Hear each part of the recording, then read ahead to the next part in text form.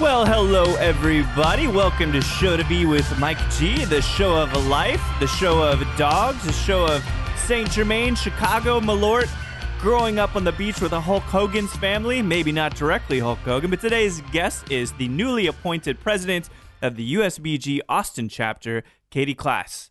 Katie is an amazingly down-to-earth, dog-loving, Malort-loving, business-savvy person. She trekked to Austin a few years ago with a job from Bacardi from Chicago and has really developed a wonderful connection to the scene and to the people in the coctology scene in Austin, Texas. We have a good chat, and we even get to talk about MacGyver just a little bit. So without further ado, give a listen to my interview with Katie Clas.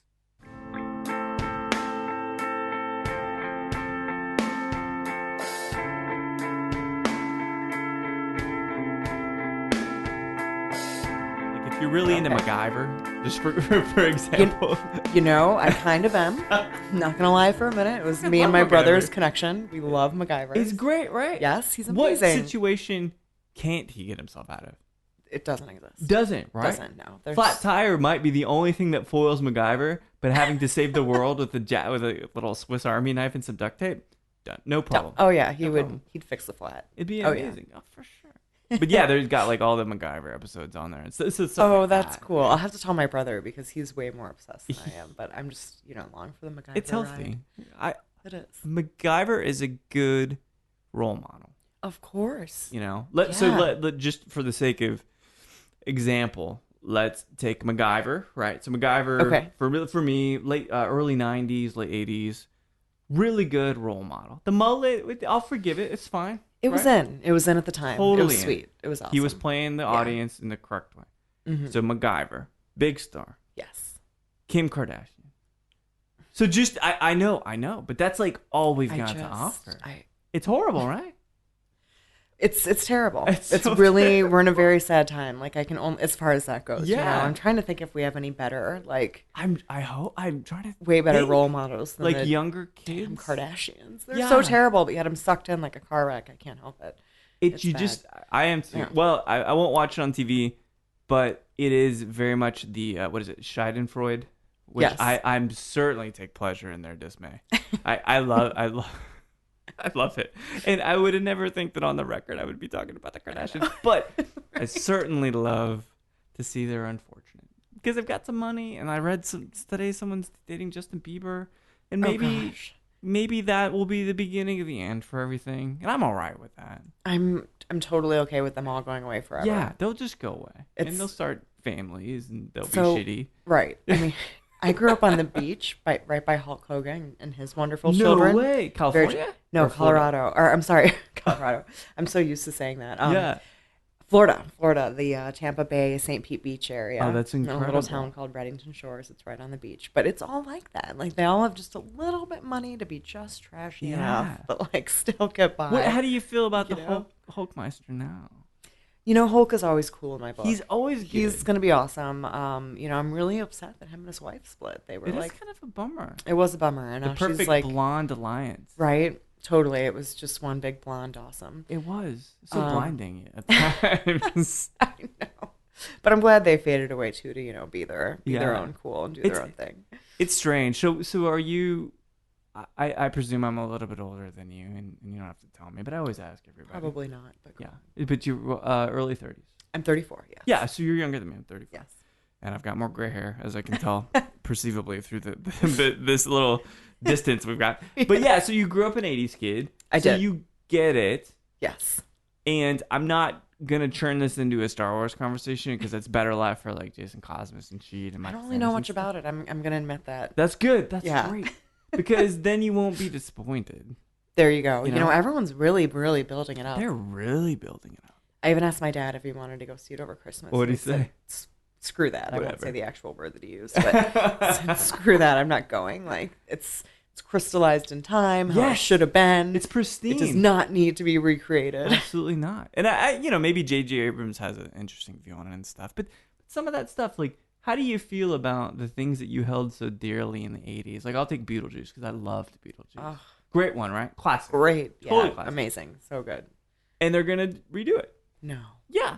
No. Yeah, Tim Burton's not on board, but I think some others are No, right. sorry, disagree. It's terrible, right? No. Horrible. Yeah, over. Even though the cartoon was pushing me in the 90s. Do you remember that Beetlejuice? Oh, I kind of do. Yeah, really I kinda bizarre. do. It was. And I remember watching it, not being, offended. Yeah, but it's if I not were to see it offensive. today, Oh, I it'd be would fucked be up. offended. Yeah, Yeah. it totally would. But it's just a strange thing that we're out of ideas, kind of, and we just kind of poach them from the 80s. It's true. It's It is true. unfortunate. Yeah. However, I'll say there is one exception, although this is the 90s. Mhm.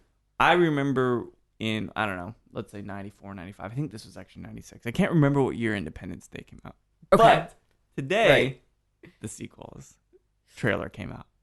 Okay, that's different. That's different, right? Because Jeff it's- Goldblum's the lead this time. Oh, that's awesome. Yes, it's great. It's Okay. totally No, great. that's cool. I would be willing to see that. See? For There sure. we go.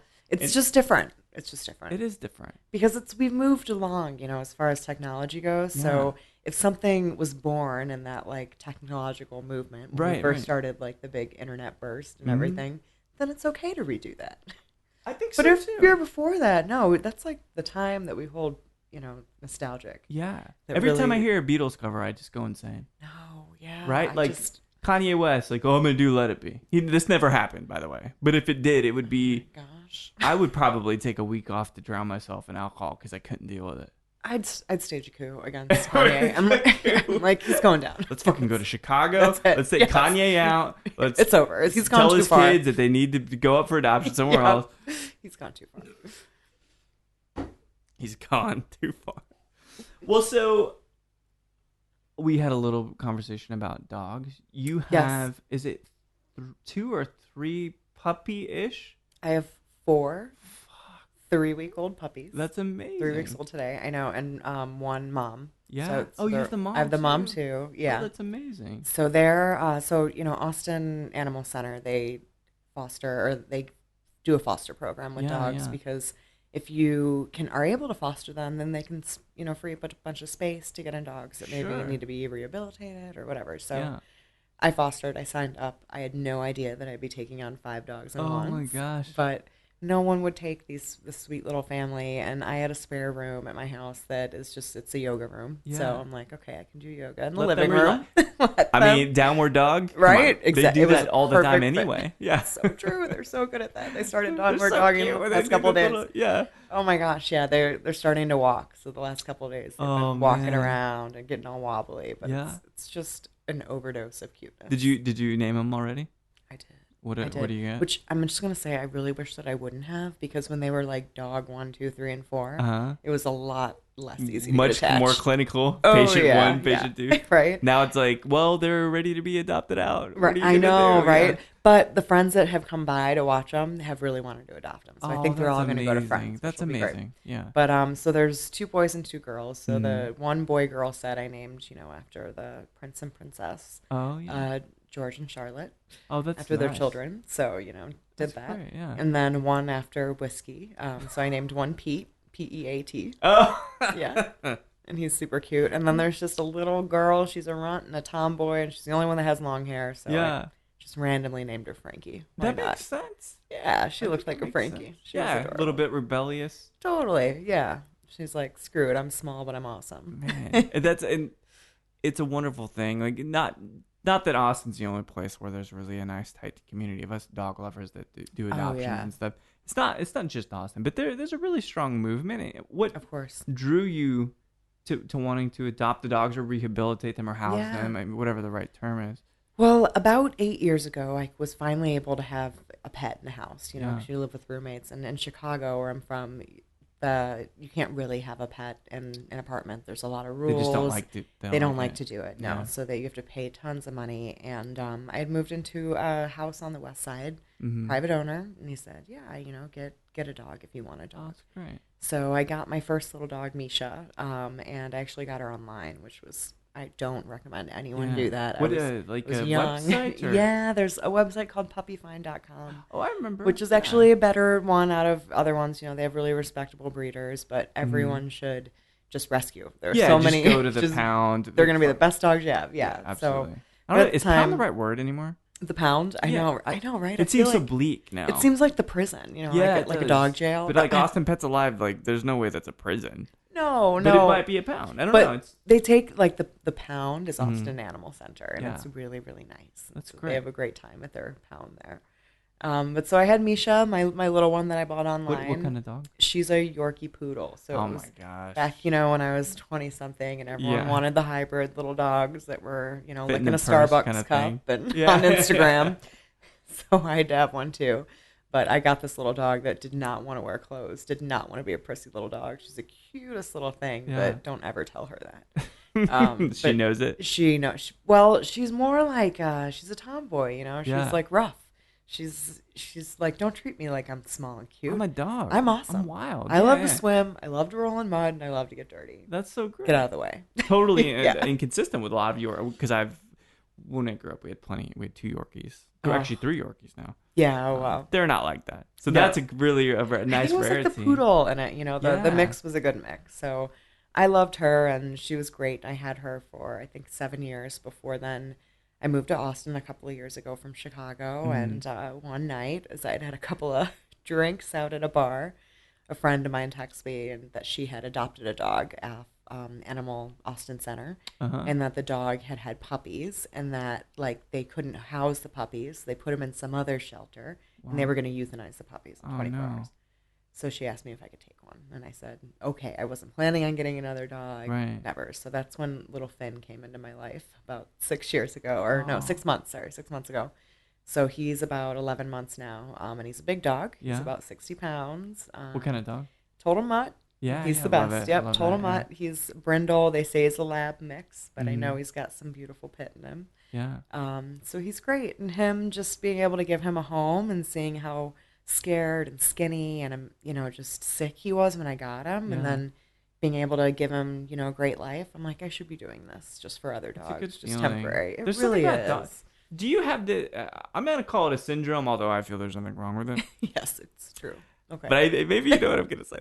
That our compassion for dogs far exceeds our compassion for stupid people. Oh my gosh, yes. Right? Like, yes. It's like, well, that guy, he got hit by a car, but he's an idiot. But then a dog gets hit, and it ruins my whole day. Oh yeah. It's so strange. Yeah. Well, did you see that thing on Facebook about words that like you wish there was a word for, but there's not? No. They gave them words. So there was one called opia. Okay.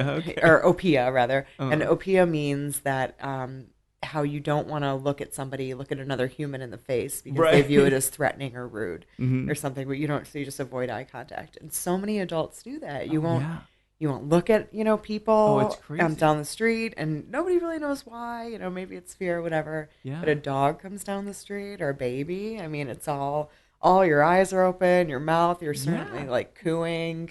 Just that, like an amazing sensory kind of interaction with them. It definitely is. But I do think that I have a syndrome that I am. I have that syndrome too. I don't know what to call it. It's the babies and the kids. I've heard the dogs. I can't deal with babies. Oh geez. They maybe are cute, but they're awkward looking. Like, I mean, I volunteer at Seton in the NICU. Oh, do you really? I do, and so I'm with babies a couple days a week, like little babies. Yeah. Oh my gosh, they're just so precious. Before I had volunteered there, I had never held a baby before in my life. I'd never changed a diaper. Once you hold it, does that change? Oh my gosh, it changed the whole thing. It was just this sweet little thing that was so innocent and so precious, you know. And you were in charge. You had to take care of it. So. Is it a maternal thing? I mean, and I'm not trying to say it is, but it could be. I don't know. But I was talking to my dad about it, and he's like, "I'm so glad that you feel that way," because he's like, "I don't want you to feel bad about this." But both your mother and he had another wife never felt that way about babies. Like it was weird, and a lot of women, I guess, don't naturally feel that attraction to babies, but some. But do. I mean, it's the pick of the litter. It really no is. Pun intended. But some people are into it. Some people aren't. Yeah. I was up in the Ozarks with Lydia, and I always refer to her by name. We were up visiting her grandparents, and I guess her cousin or something, his daughter came, and she was pretty young, maybe 5 or 6, which shows how much I know. I don't really know much about like identifying those stages of young kids. Yeah, something ish. And she was just climbing on me and stuff and like making weird noises, and I felt it was delicate, but I looked at her. I'm like, what is your problem? Like, what do you want? I asked her, like, what do you want? You want to talk? We can talk. Right. I'm good at talking, but I'm not going to play weird sounding games and stuff with you. I just, it's like you handing me a 12 pack of beer and like figuring out how to play beer pong or something like that. It just is really foreign to me. I can't figure it out. So I like though that it's just split. Some people get it. And the kids are like, oh yeah, totally. We're on the same level. I can do that. Right. You know, because her grandfather like bonded with the kid immediately. Really. Games, you know, spider web on her hair kind of thing. And she's like, and then that all works out. But I was like, I don't know. I don't understand. Try to go back to when you were a kid and think about when was I? That was ages ago. I know. And think about all this crazy silly things. You know, you thought a groove in the wall was the coolest thing for like 2 hours. Building forts, that was great. Building forts, really fun. But I think I could probably more relate to like younger boys, but like, yeah, no, I'm still a goofball. Like it kind of, but I it's so paralyzing in a sense. I'm like, if you climb on me, like, what am I supposed to do? That's the paternal instinct that I've got, is that there is no paternal instinct at all. Well, that is 100% fine. I have plenty of friends with kids, and like, you know, all parents fit every different size too. Absolutely. And moms and dads, some of them are like that. They don't know what to do, so they just make it up as they go. And which is a good. Honestly, they're the best parents because they're kind of exploring with the kids. So I think that's great too. Yeah. I just, you know, it's one of those things, and I don't have a lot of chance to ever talk about that. It's like I don't understand how to do this. I don't know. Okay. It's all right. Good. So Katie, you're telling me it's all right. It's totally fine. That's even better. Yeah. Thank you. You're in it with them. Yeah. So you mentioned Chicago, and that's the 312 area code. I'm like, oh, what's 312? And you text me when you're on your way over. Yeah. And so where did you grow up? Did you grow up in Chicago? I sense you talk about Tampa, right? Yeah, so I had, you know, the whole divorced parent thing. Mm-hmm. So my mom lived in Florida, and my dad lived in a suburb of Chicago. Okay. So how old when they divorced were you? Before I was born. Oh. They were a mischievous hookup. Much easier, right? Yeah. So it was always that way, and it was fine. And I got, you know, cold climate and warm climate, and it was perfect. Gosh, it's a pretty good gig. Did you spend like some months in Florida, some in Chicago? Yeah, so I would spend the summers in Illinois when I was young, and then the winters in Florida. So that was perfect. You know, it's like I'm retired and I'm 6. It's awesome. Did you have the gold chains and everything? And all of it. Yeah. Del Boca Vista, whatever. I just wore floral everything. It was perfect. Then it would work both ways, right? It would just work. Yeah. But I went to high school in a little suburb outside of Chicago, and then ended up going to college in Chicago for my first degree. How was high school in Chicago? It was actually in a little suburb, so it was so like a little bit easier. Oh yeah. So the schools in Chicago, have you turned on the news lately? Yeah. It's just it bad. Seems pretty rough. It's a rough situation, but in the suburbs, it's definitely a little bit lighter. Oh yeah, it's like the Desperate Housewives of someone. Oh, that's nice. Somewhere. Yeah, it's gotta be nice. Yeah, it's like a little town called Warrenville, which is about 12,000 people now, I think. So we're growing. Yeah, for sure. I know, but it backs right up to Wheaton, so we went to Wheaton, Warrenville South, and Wheaton's, I think it's still dry. It's really? It's in the Guinness Book of World Records for more churches per square mile. God, but that doesn't know it. You get the Catholics in there, they know how to drink. Oh, if I think that's the case, right? Like, if nothing else, because I went and saw Spotlight this weekend. All of that aside, if you haven't heard of this movie, they know how to drink.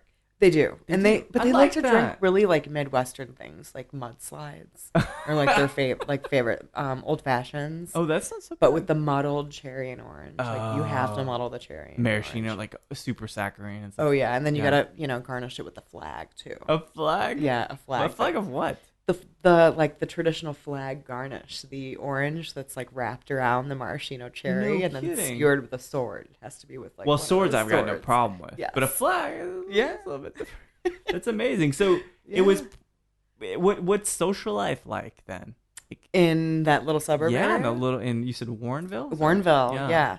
So it's very much small town. You know, our mayor had been the mayor forever. She actually, in her old days, I think maybe she's still alive. She rode around in a jazzy. You What is know, that? it's one of those little like carts that you see at the grocery store that like elderly people sit in. Oh, I yeah. just love it that they're called a jazzy. A It's like, jazzy? let's just jazz You around. know, Yeah.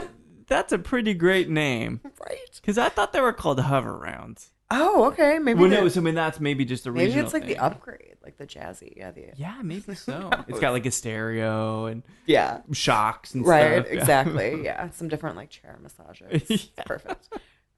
So we have that, and then there's like the chicken and corn fest that we do every year, which is amazing. Yeah. And it's just big 6-foot long tables, butt to butt, backed up with fried chicken and corn. There's nothing wrong with that. And then there's a big tub of butter at the end that you dip your corn in. Okay. Yeah.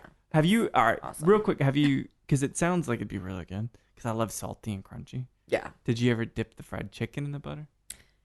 I mean, in my adult life, probably I would have, like when I go home, but not as a child. Somehow it's inappropriate, right? When you're younger, like, oh, I don't want my parents to think I'm too much of a fat kid. Well, and you don't really like butter. That you like know what it is, Yeah, and it has true. flavor. But when you get older, I mean, butter. Yeah. Oh yeah. The umami note really develops when you get older. Yeah, you like explore the world of butter. You have, butter. like uncultured butter, truffle butter, all the butters. European butter. Oh, so all the good. butters. Yes, So good. But so it's a pretty good social life then. It seems like everybody's really cool. They know each other. Small town, yeah. Everybody knows everybody. Everybody babysits each other kids. Yeah. And there's a little church and a little school, and I went to St. Francis Church growing up, and yeah. Amazing. So is it something did you see the booze coming then? Yeah, but it was very much, like you'd go over to your neighbor's house after the kids were asleep, like the parents, and they'd like meet for mudslides or like White Russians, or Ooh, how sordid. Exactly. It was always something I feel like something creamy and sweet, gross. But all the dads drank beers, and it was just Midwestern thing. Just right? Midwestern thing, yeah. Dads drinking their beers, maybe smoking a joint in the garage. Yeah, that's not so while bad. The kids are asleep, right? It's not bad good. at all. I really liked growing up there. It was a nice little town. Were you doing the marketing, or did you take a particular interest in marketing in high school? No, I actually went to school for medicine, for biology. That's right. Oh, yeah, right. Biology. Just because I loved science and it was relatively easy. Yeah. For me. Easy to you. To me. But I worked in bars and restaurants through, to pay my way. No kidding. And I just loved it so much more than medicine. Yeah. And so I said to myself, I got to find a way to have like a prestigious career in this and also make money. Yeah. But it was around, I don't know, I want to say 2005, 2006. Mm-hmm. So the world really wasn't doing much with cocktails yet. Not yet. You know, and so these great positions weren't available. So I went into restaurant management and ended up, going on to be the director of the Drake Hotel, which is very iconic. Really? But were you still in Illinois then? I was still in, that's right on the Magnificent Mile, like at the tip of wow. Because there's a couple of Michigan Avenue. Drake locations, right? No, so the Drake, there's not. Okay. the Drake is the only one that's very iconic. It's like the only one where royalty can stay in Chicago. Oh, wow. And it's like very serious. But there is, I believe, like another one that's called the Drake something. Yeah, and like Sir Francis Drake. Something isn't there like something that. in San Francisco that's called? I think you're right, and I think there's one in Canada as well, but they're not affiliated. Not the same thing. Yeah, not affiliated. So you are at the place. I was at the place, yeah. And you were doing hospitality management, or were you managing? I was managing, I was overseeing all of the outlets. So we had 9 different locations where you could possibly consume food or beverage. Wow. And then we had 15 managers. And so I loved it, but I wasn't behind the bar anymore. I wasn't really geeking out. Kind of managing people I was instead just of the managing. customers, right? Exactly. So I was great, and I had this career, but now we're in like 2008, and like cocktails are starting to explode. Starting to pick up, you know, yeah, things are great. So at that side, then I kind of switched over to the spirit side. I was the national ambassador for Saint Germain for the Midwest. Shit. Before they got acquired by Bacardi? Yes. And then when they sold, that's what actually brought me to Austin. No kidding. So there was no role in Chicago for me with Saint Germain, but in Austin they said, we have this role after we sold the brand with Bacardi. Yeah. So that's how I got here. And I remember you were working with Bacardi for some time. I was, yeah. But so real quick before we talk about that, because that's actually I think a contentious situation and like kind of a dialogue there, especially with how they've changed their operating platform and stuff. But when you were in Chicago, you're saying this is probably about 2008 at this point, Mm-hmm. still before you transferred into Austin. Yeah. What was the aviary out then? Did it? Not yet. Not yet, right? So it's still No, kind of just building up. it was still just building. I was working with a gentleman called Adam Seeger. Mm-hmm. He created Hum Liqueur. He also with the Oh wait, which liqueur is that? It sounds really familiar. it is like an herbal liqueur with a hibiscus base. That's right. Yeah.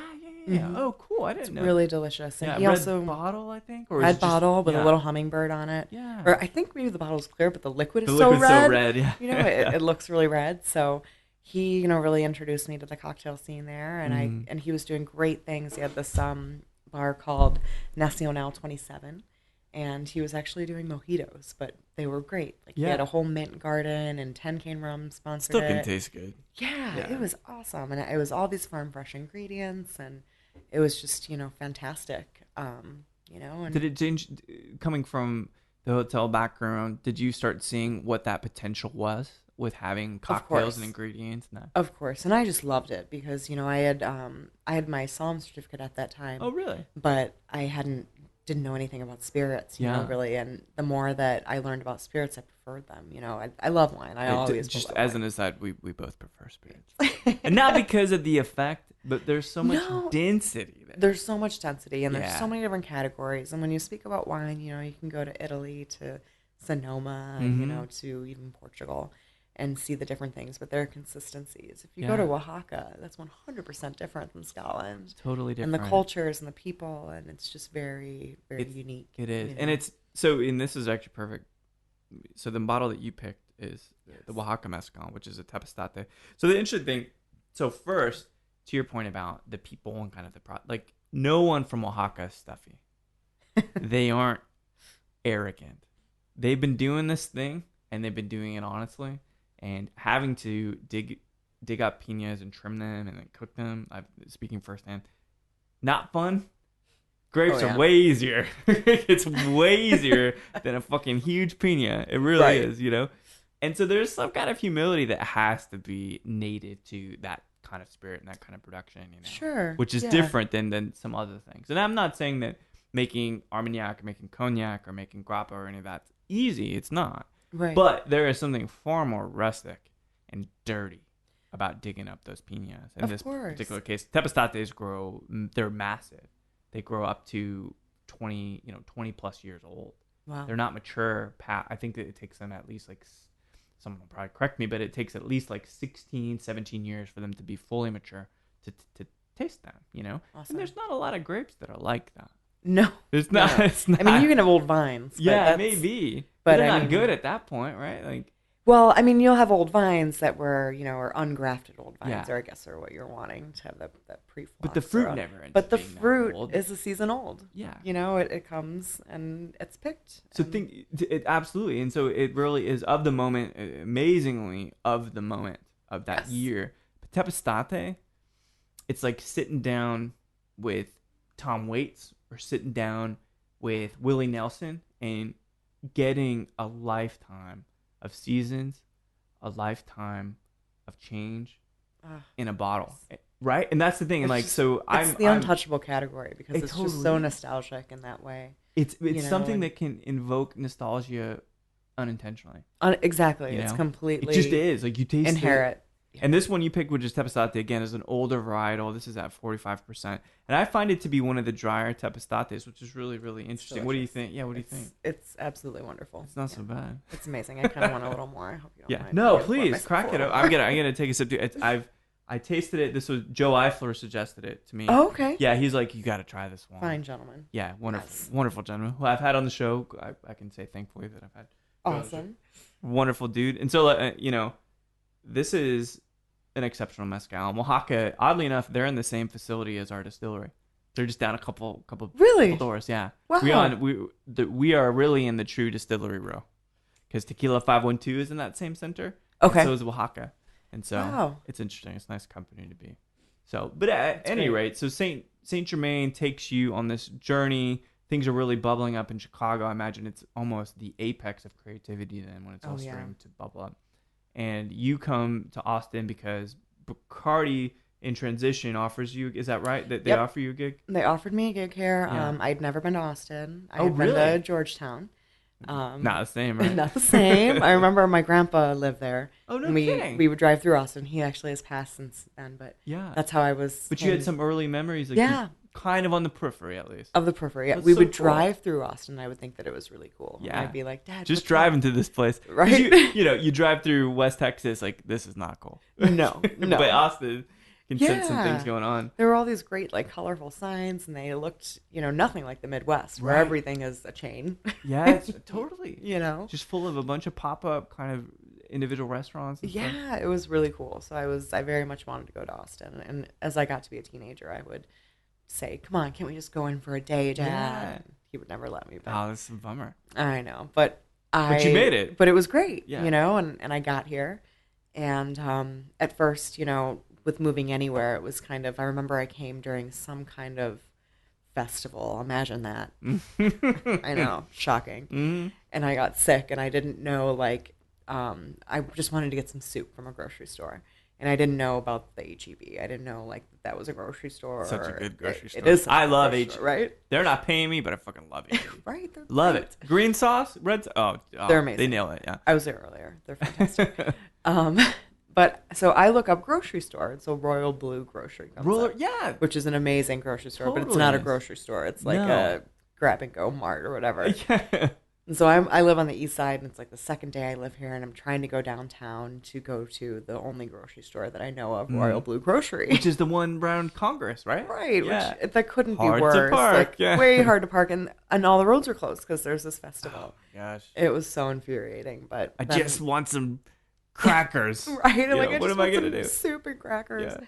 So I go home because I don't know what to do, and I'm like literally want to cry. And then there's this little like bodega that looks like a New York bodega right by my house, Really? but I'm a little afraid to go in. Why?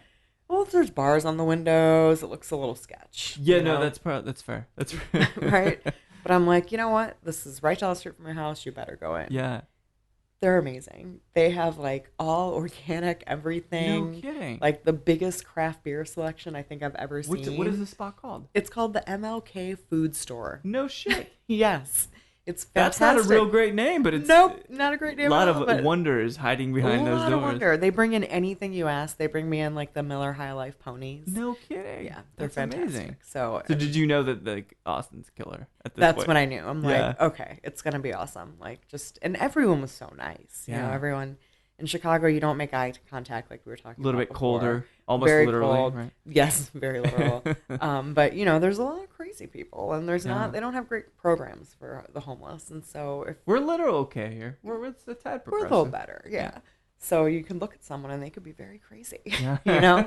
But here, everybody talks to you, from the gas station attendant to the hostess at the bar.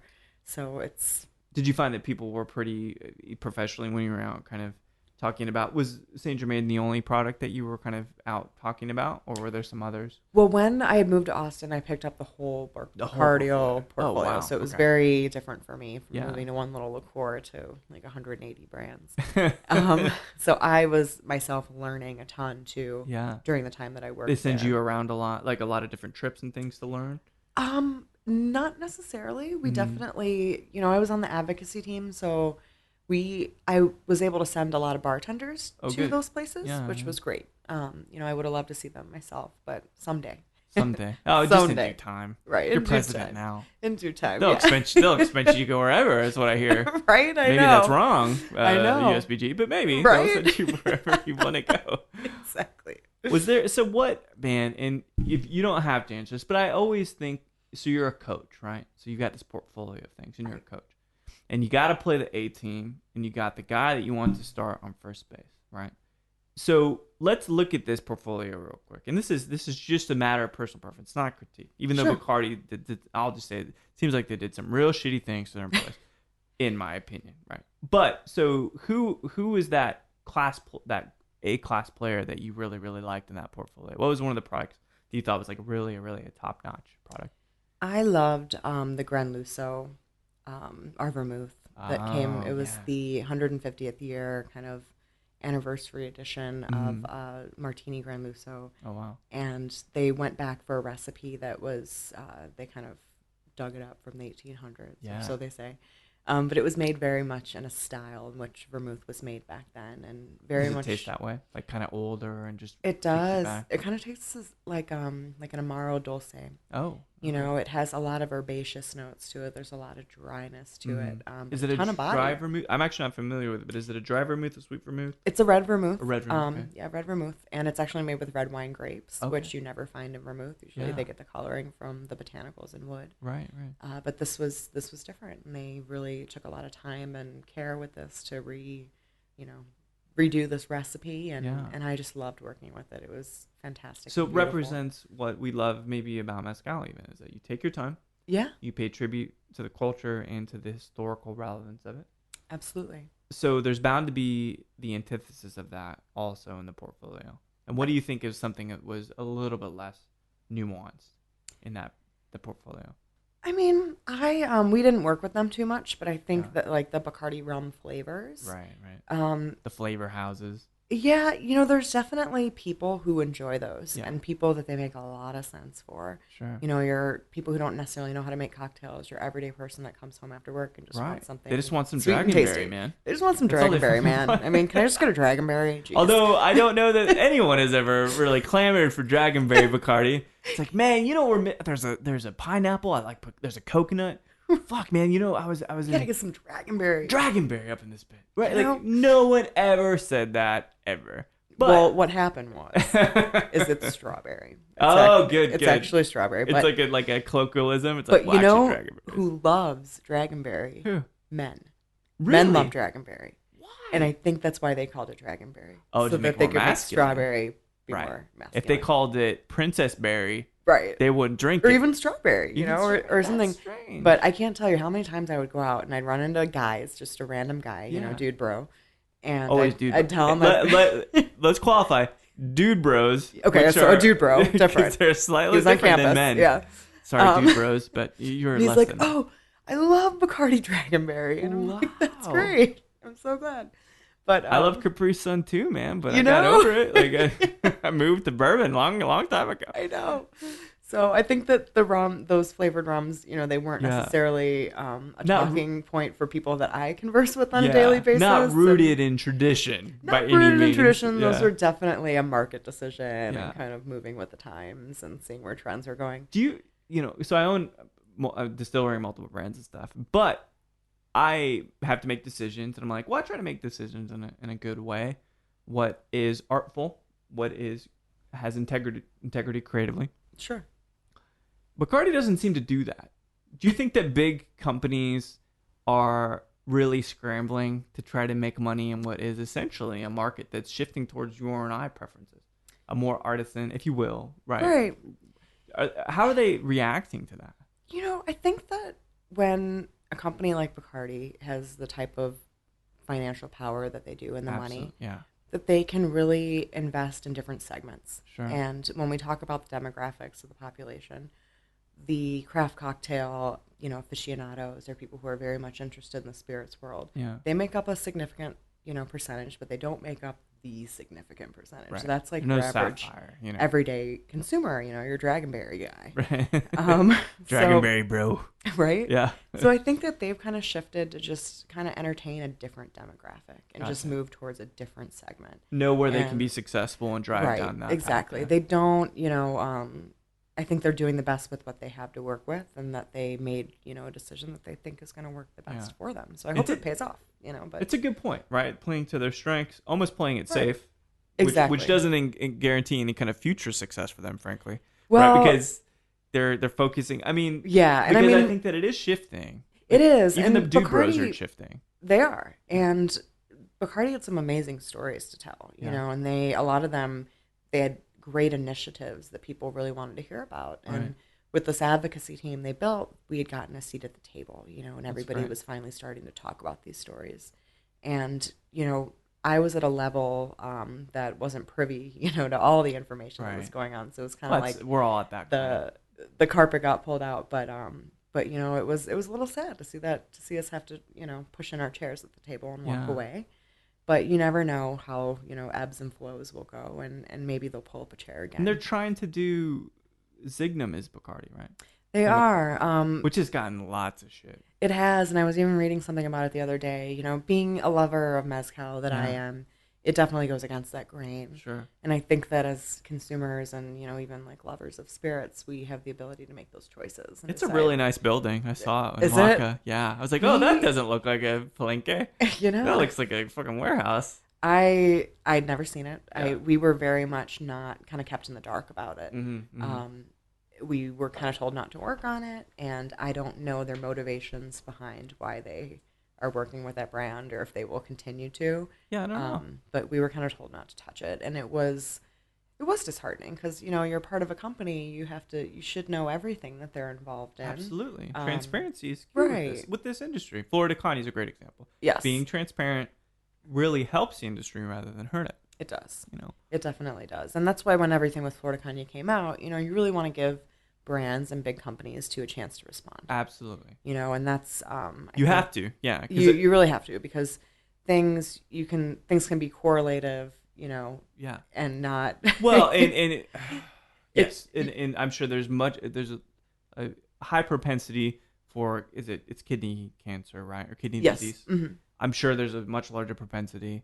Vice is a single source, and at least from the conversations I've seen, and I love Shane Smith, I love Vice, but it is dangerous territory to take Vice as written law in terms of the journalism. And so that's the thing that's really interesting. But that aside, it's great we're having a conversation about it. Exactly. And they seem to respond quite well. They did. And the USBG did as well. I saw another email today encouraging that dialogue and that conversation. And we, you know, when I read that initially, and we were, you know, Florida Kanye was a supporter of the USBG. They're one of our partners. Sure. We partner with them all the time. And it kind of came up as a question, what do we do here? Yeah. You know, do we side with the people who are really, really upset about this and are throwing their bottles down the drain? Right. Or do we stand back, you know, and wait to see what happens? Sure. And what was the stance? I mean, the way that I kind of addressed the other officers was, you know, when reading this article, the thing that I think about immediately, the thing that pops out to me first is, of course, this is terrible. Sure. The second thing is, let's look at the data here. You have to do both. They state that 70% of males are dying from this disease. Right. Okay, so let's look at another statistic. So 99% of males who drank water died after age 90. Right. So you kind of have to see, you know, totally did they die because they drank water? Or did they die because they were old? Right. You know, are they having this disease because of other, you know, environmental issues? Is it other companies? Absolutely. Is it what's going on? So that to me says we need more information here. We have to look at this, but we definitely need more information. So how do you feel about reacting so prolifically and so publicly, even when the information, the jury's still out to some degree? Like, do you think that it's too reactive? Do you think it's the right thing to do to set an example? I think that I've done it before. Yeah. And I've hated plenty of guys for saying something. Yeah. I've definitely you know, put my foot down about something that really, really, you know, chapped my ass. Yeah. And put it publicly out there, and then had to retract a few days later and really take that time to sleep on it. And so, you know, I can't speak for others, but within myself, when I did it, I always knew that there was a better solution 24 or 48 hours later.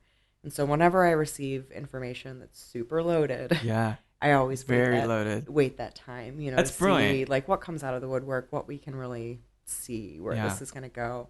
Because when you do have, you know, when you are in an influential place, people are really going to take what you have to say. Well, you have to huge weight. You know, not a lot of us are in a position of which if we say something or do something or put our foot down about something, that it will influence thousands of people. Now, not tens of thousands of people, but 1,000 people thousands of people that have spending power, that are bar managers. Right. They could tank an industry, and it is a very questionable and dangerous place and position to be in, because the influence can corrupt. And I'm not saying that's the motivation at all, but we do have to be a tad bit more questioning, and we have to look at it and ask more questions, because I agree. It's very, if we're all just reactive it's no different than being bipolar, right? It's Sure. not, it's not a critique. It's just something I'm trying to frame because I want us all to be reasonable. Right. And I want us all to not act like your average white right-wing voter that watches Fox News. Just shoots from the hip. That's exactly right. Yeah. And, once the facts emerge, and whether that's a week or 2 weeks later, the narrative changes. Of course. So what side do you want to be on when all that stuff happens? However, again, we're in such a fast-paced culture of social media. Maybe no one will even give a shit anyway. And that's the thing, too. I'm like, this is going to blow over. And, yeah. The people at William Grant & Sons that are behind Florida Cognac, I love them. They're great people. And I want to give them the chance to do things right. Sure. And I know that they will. Yeah. And I think so, too. Yeah, that's kind of my stance that I'm taking on it, and long term it's going to pan out. It's going to pan out, and they're going to do the right thing. And I think it's great that USBG National has had a blanketed statement that they've put forward, and that they've started that pretty discussion. Articulate, too. Very, very articulate. I was very pleased and very proud to be part of that organization when they put that out. But yes, things will blow over, and this will be, when Zingham first came out, everyone was talking about it. Everyone. And now you rarely hear about it anymore, but yet they don't it's have still the sales. there. yeah, it's strange. Yeah. Well, so at what point did you and Bacardi sever relationships? So it was the relationship, rather. Sorry. It was back in May. Yeah, it's quite recent, right? Yeah. And from my understanding, and correct me if I'm wrong, it is a shift in the business model to just, I guess what they're figuring, and this is what my rep tells me that works for me, that Bacardi would rather swipe a card at a bar to just increase their sales than pay a salary. Oh, no. Because it's much easier to do that. Now, this is a very probably biased perspective from one of my guys that's out in the field and stuff. So was it a shift in the business model for them?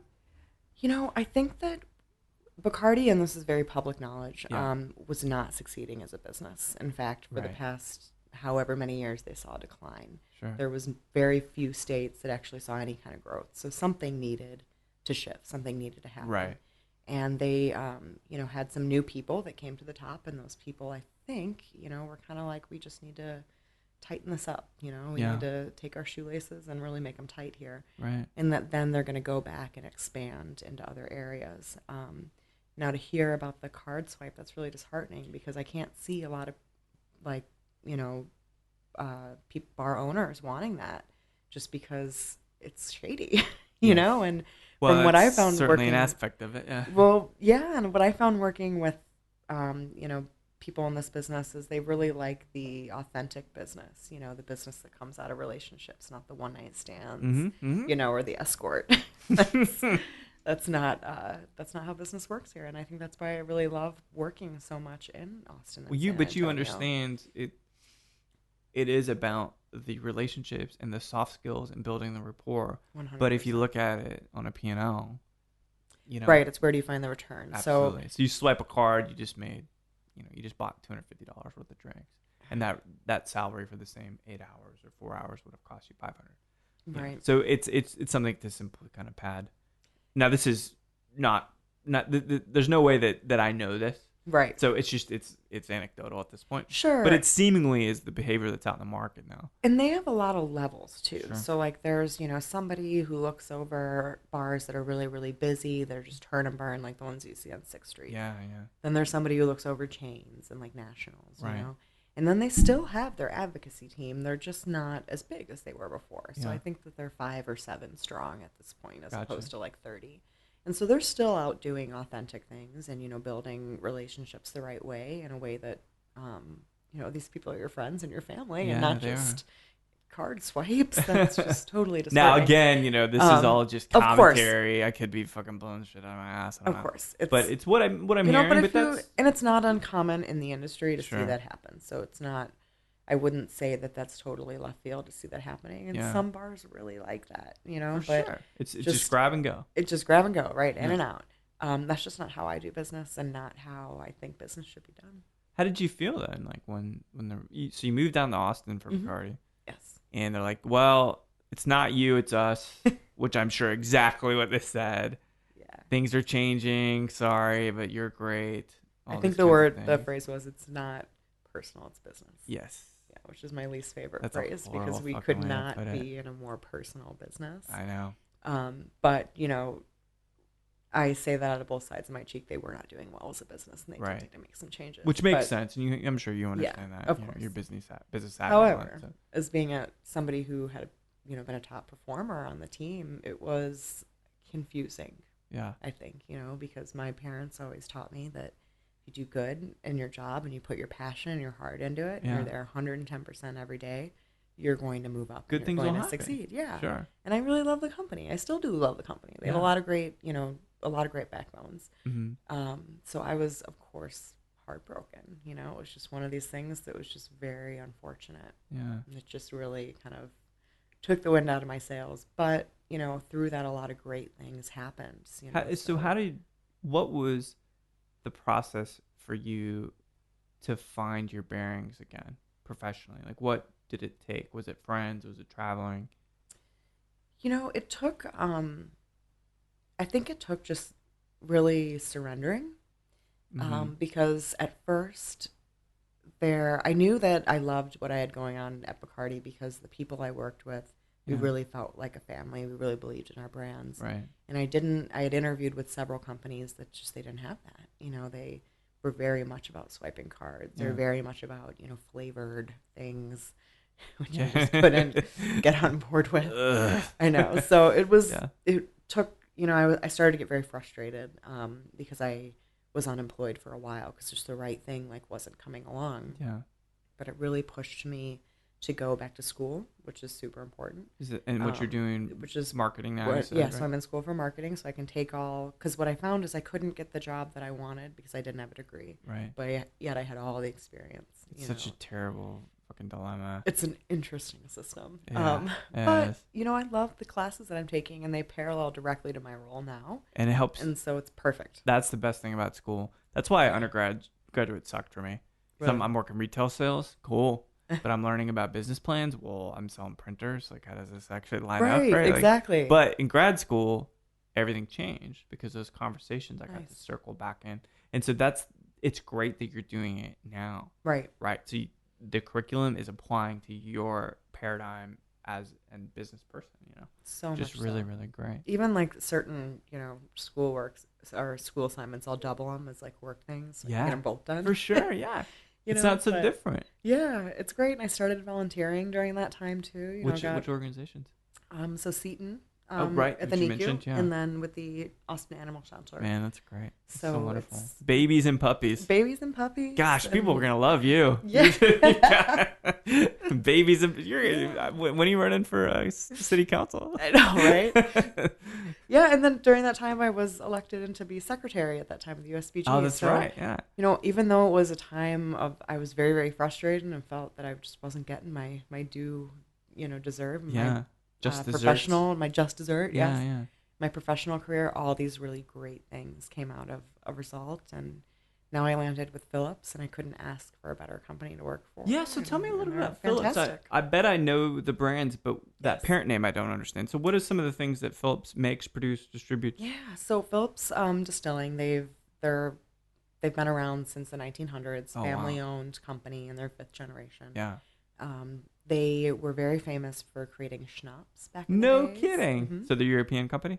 No, actually, Minneapolis, American. Oh. Yep. They were, they used, beet cordial was their thing. Beet cordial sugar. Cordial. Which, nobody was using and was expensive to use, and they still use that today, in some of their products. Yeah. Which is That sounds pretty delicious. I love right? Love it, yeah. It's a great sweetener to use when you're sweetening your spirits. Yeah. And they also were the company that first developed the Drink Responsibly campaign. Really? So what happened? Yeah. No, just kidding. I know, right? Well, Pete over there, he drank a lot of beet liqueur and punched a guard. Right. Everybody drink responsibly, please. Right, Yeah. come on. Yeah, but even, it was very much accepted for women to drink and smoke during pregnancy. I like it. And, right? Joking. And maybe I'm not joking. There's not a couple drinks. A couple drinks is totally fine. The smoking, that's a little bit not worse. Okay. Yeah. But a drink or two here or there. But, you saw these women having their 5 martini lunches with a full belly. And then, babies were having all these problems. So that's what kind of prompted the whole drink responsibly thing. Well, that's good of them to do that. Yeah. They were the company that developed Belvedere, and then they sold it. So they've you really? Yeah. So they have a lot of know that history. They've done a lot of really cool things. Some good money in that. Yeah. Wasn't Bruce Willis an investor in Belvedere? Or am I thinking Chopin? I cut out a clipping from Wall Street Journal years ago. I'm not sure. Bruce Willis? That's really? That's interesting, though. Yeah, one of those two. But that's great. Yeah. So they sold that off. Yes, and then they sold that off. So now their big cash cow is UV vodka. Those great, UV. bright colored vodkas. Sure. But they're all still made with the beet cordial sugar. That's so cool. Which is great, and they're more, I'd almost call them bottled cocktails. They have the proof, but for, like I said, for people who like flavors, and there are those people. Put it in the glass, you're ready to go. They work. But I actually just work on a different kind of leg of the company, where I just work with the organic spirits. So it's their special project where they work with a co-op of 900 farmers. Wow. And they produce corn-based spirits that are 100% organic, GMO-free. Yeah. And they almost have a 0% carbon footprint at this point. That's amazing. So it's like all sustainable and local. Midwest? Yep. Yeah. Right out of Princeton, Minnesota. And so amazing, yeah. They really want to create these brands too to celebrate Minnesota farmers because the agriculture there is fantastic. Yeah. And they really wanted a spirit that came out of there because no one's done that. Yeah. And a lot of the other corn vodkas that we see on the market just, cut corners. Yeah. And they don't. And because they are 100% sustainable and local, the cost is really low. And they don't use the whole organic thing to kind of up the price or use that as, a marketing ploy, which I think is cool. Yeah, it's really great. Because that is such a marketing ploy. It really is. It's really still hard for me to understand, what is the average consumer really looking for? Are they looking for organic, or are they looking to get tanked at whatever cost? And this is one segment. This is not even the Dude Bro segment, but it's something to think about because I thought about that. Like, is organic really that important to consumers? I don't know. Well, that's what we're thinking about right now too, or we're investigating rather. That obviously there was a trend towards organic products, and people saw, even your average grocery store like HEB has a huge organic section. Sure, so, great produce. Yeah, so consumers are really wanting that. But if you take your organic spirit and you mix it with your Tropicana OJ, what difference does it make, right? Yeah. So we're really trying to find ways that people can drink organic in an everyday bar, because at the end of the day, your body does metabolize it differently. Sure. You have, less carcinogens or risk thereof. Lots of additives in some of this stuff, for sure. Right. So what right now I'm working with are just creating cocktails that really are 100% organic. So what's the main organic brand then? So Prairie is the name. Oh, okay. Yeah. So it's Prairie. I've had the gin, I think. Yeah, so the gin is pretty new, so 2003, and then the vodka came out in 2007, so that was the kind of flagship one. I didn't realize that was part of a larger thing. Yeah, I remember at one point I had it at Parkside, tried it. Oh, nice. Really kind of pretty crisp and fresh. It is. It's very, they actually use botanical oils as opposed to steeping their botanicals or even using the wire basket. And Hendrix does it similarly. That's correct, yeah. They use a rose distillate, a cucumber distillate. Yeah, because you can't distill cucumber rose. It'll burn it. It's hard, yeah. You can't. Yeah, it's just, you're not going to get... It gets real bitter, too. You're not going to get those essences. And a lot of gin botanicals, I wouldn't say they would taste bad. They just taste different. They do, yeah. So when you're extracting the oil on kind of a cold boiling, or what we call it, or cold... I'm trying to think of the way to say this. Yeah, no, I know what you mean. You know what I mean. Yeah, for sure. It's where they apply so much cold or cooling that the pressure produces the oils. Yep. Kind of is boiling it. So we have the oils that come out, and then we're adding them to actually the vodka. So it's the vodka which it starts with, which is a fantastic base spirit where you don't find that in many gins. On the vodka? 40. Okay. And the same on the gin too. So it's a little bit of a lower proof gin. So it's great to mix in with cocktails. And you have some great botanicals in there like mint and sage too. And those add just a nice freshness. And sure. Yeah, crispness was the thing. It came to mind for sure. And it's fantastic. You know, it's a great martini gin. Yeah. Sometimes it gets lost in cocktails. Sure. Because the notes are really subtle and beautiful, but it's great for martinis. So you've enjoyed it? I really love it. So I work with those two, and then I work with the Tomatin scotches, which are beautiful. What is the main scotch there? So we have a 12-year out of Highland, 14-year, and 18-year. Wow. A Cubano, and then we have a cast strength that's kind of a special edition. It's pretty dark. As well, they're beautiful. Yeah. They're kind of thirsty. I know, right? Yeah. I know. The 18-year they're finishing in sherry casks, and the sherry comes through really nicely. Oh wow, that, a little bit of salinity. Yeah, it's just beautiful. Like but they're great. They're not too. Again, all of our spirits are very palatable. They're not too like crazy in one way or another. Which I kind of like crazy spirits. Depends, you know? right? Like, give me some Malort. I'm happy. Yeah. But crazy or dumpy? I don't know. Come on, I'm from Chicago. Yeah, I gotta love Malort. I'm surprised I didn't ask you before. I should have asked you. I know. I just love it. It's so delicious to me. But most people really hate it. It's good. It's not good. for most It's totally good. Is it wonderful? No. Is it good? Yeah, it's good. I really like it. It's from drinking Saint Germain for so long. Oh, I just needed something dry and bitter. Yeah. Sometimes you need the Ramones. Yes. You've been listening to Prince all day. You need the fucking Ramones. Exactly. And that's a Malort. Malort comes into play. Yeah. So I'd always have a little Malort at the end of the night. Yeah. Yeah. It was fantastic. Well, so how does it feel? Jessica's moving on to do. We chatted a little bit about it, and obviously the backbeat's going to take a lot of time out for her and Michael. Yes. And you are stepping into the leadership, like the prestigious leadership role of president of the USBG. I am, yes. Are you happy about that? I'm thrilled. It's incredible, right? I think it's amazing. I've been a member of the USBG, for a while now. Yeah. In Chicago, and now in Austin, and even traveling with Saint Germain, I got to see all the different chapters across the U.S. Yeah. And our chapter is something beautiful and our chapter is fucking killer. It's really awesome. Fun. Yeah. I mean, everybody really likes each other. Yeah. There's no except David Allen, that son of a bitch. I know. No, I'm just joking. Right. There's always one in every group. Yeah. He's amazing. Yeah. He's amazing stuff. Yeah. So the community that I get to work with is honestly a dream. Yeah. And I don't think that I would want to be the president in any other situation than these people. And even as our chapter grows, we have volume bartenders coming on, flair bartenders, dive bartenders. Oh yeah, it's a way diverse group. I think that was my goal, when I first moved here, that I was, obviously working with Bacardi, so I was exposed to some places that weren't necessarily craft. Mm-hmm. And these bartenders have been, I would invite them to join, and they're just like, oh gosh, they're a bunch of uppity nerds. I don't want to join. No, not at all. But so I'd invite them to an event. I'd say, just give it a try. If you hate it, then I'll go buy you wings. Yeah. It'll be fine. And they didn't, and they loved it. And they found out that the bartenders were just like them. We're they just had the people, same man. Thing. You wait on the same guests, just in a different building. We're all different, but Do you have like a specific objective for this upcoming year for your position? Definitely.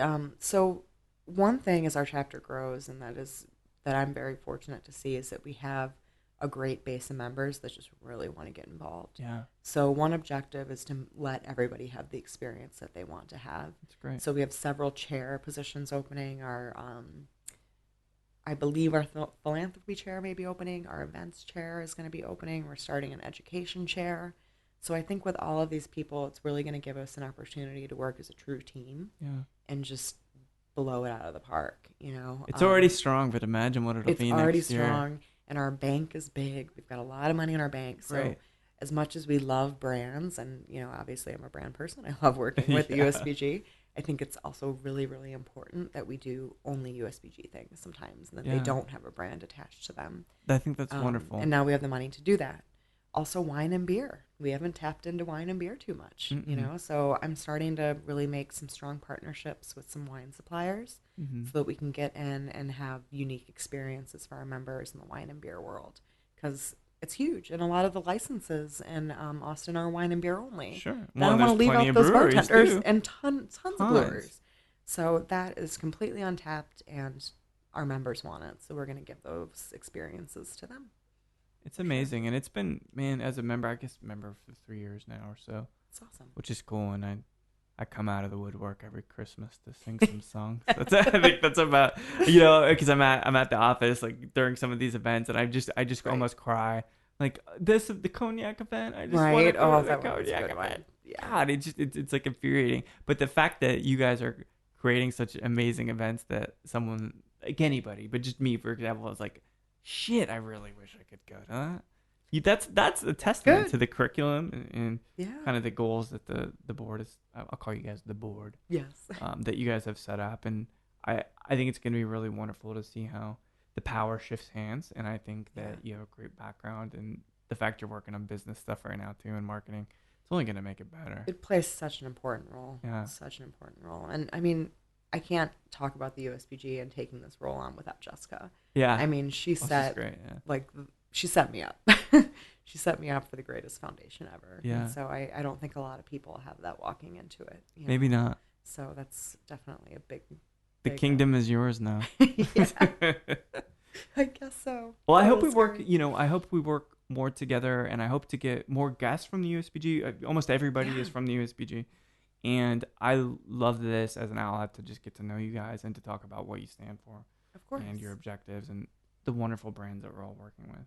So I thank you so much for sharing some mezcal with me. Yeah. And Katie, I hope we keep in touch. This is one of the first times we've really sat down and chatted. It is.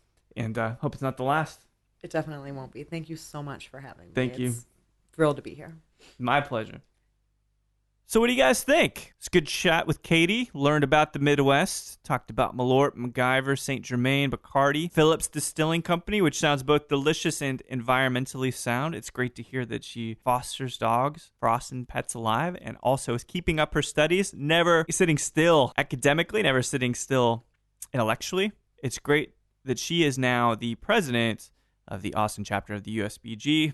It's nice to be able to call yourself a president, Katie. I am only really the president of this room. So there we have it, everybody. Thanks again for listening to Show to V with Mike G. It's going to be a great 2016. Got a lot of great episodes and a lot of great conversations to release for you this year. And I hope it gets bigger. I hope you get bigger. And whatever we do, keep dancing.